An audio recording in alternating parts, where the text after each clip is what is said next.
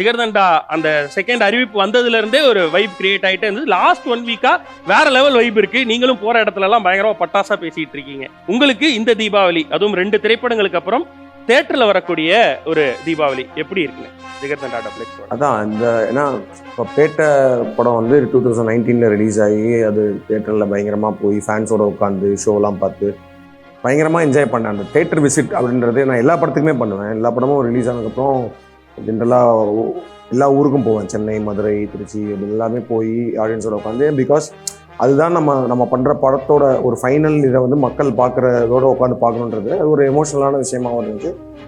அந்த ஸ்பெஷலி பேட்டை வந்து தலைவர் படம் அது எல்லாமே பார்த்துட்டு பயங்கர ஹாப்பியாக இருந்தேன். பட் ஆனால் அந்த மொமெண்ட்டை நான் வந்து யோசிச்சு கூட பார்க்கல, இப்படி நம்ம வந்து ஐயோ நம்ம படம் தேட்டரில் வருமா அந்த நிலைமைக்கு தள்ளப்படுவோன்னு.